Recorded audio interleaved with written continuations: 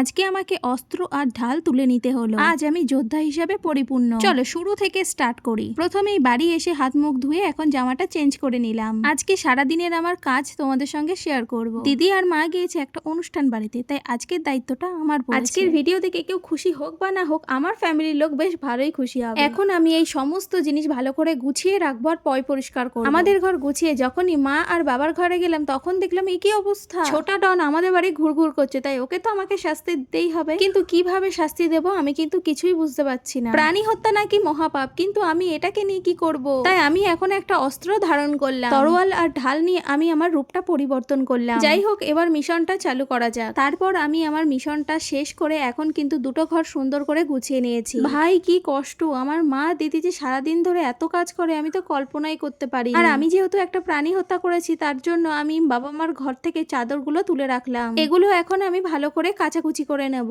আর তোমরা আমার ভিডিও দেখতে খুবই পছন্দ করো, তাই একটু মজার মজার ভিডিও বানানোর চেষ্টা করছি। পরে আবার নতুন ভিডিও নিয়ে আসছি।